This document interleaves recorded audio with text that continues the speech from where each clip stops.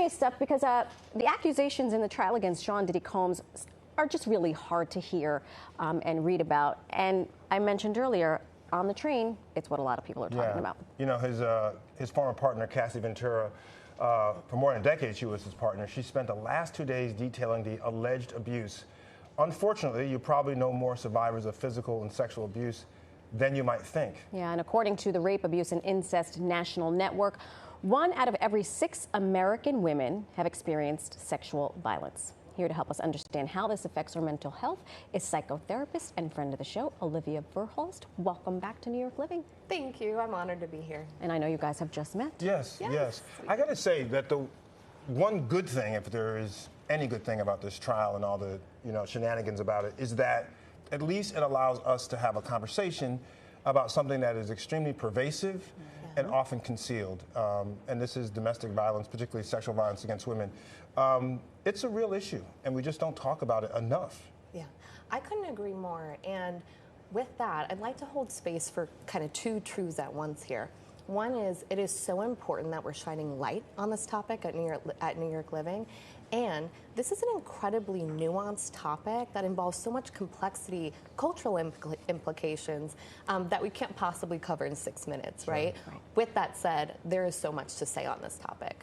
Let's take a deep dive into it, because there's still some things that are allegations. Yes. The accused, who's protected, who's not protected.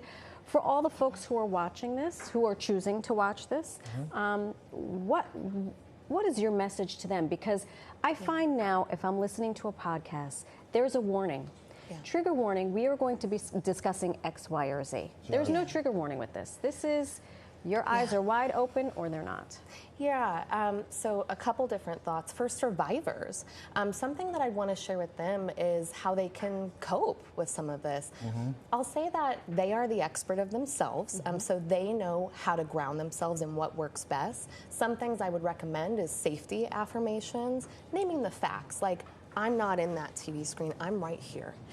Finding ways not to become flooded and re-traumatized with this material. Really leaning into community support, peer support, and being intentional with how they consume the news and exercise control over how and when they do. You know, something's really complicated, and I want to get your opinion on this. It's 2 sides of this. So a lot of men will say, well, how is it possible if people are in a relationship that you can sexually abuse someone when you are, intimate partners?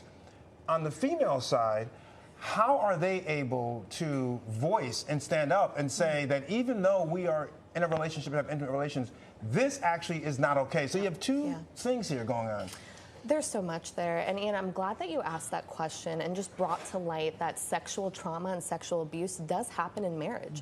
Marital rape does happen, marital sexual abuse does happen.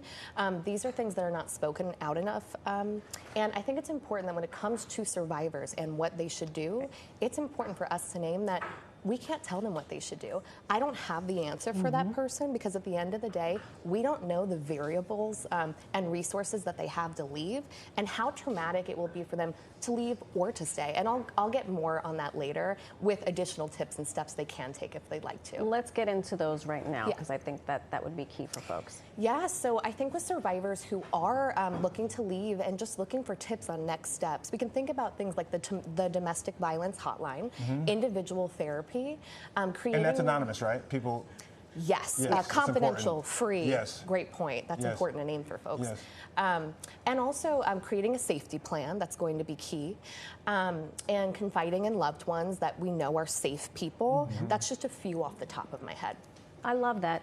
You know, I've been talking about this with my girlfriends and male friends, because we all grew up in the 90s. I mean, his music was the soundtrack to my college life, life in my 20s, and we were literally saying, what are we going to do? We can't listen to his music anymore. I mean, he was the beacon for hip hop.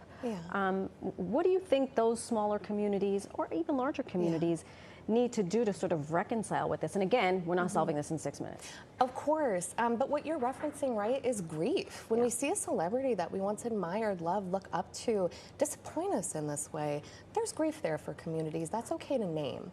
And I actually have a colleague and a friend named Lauren Hunter who named for me the other day. We all belong together.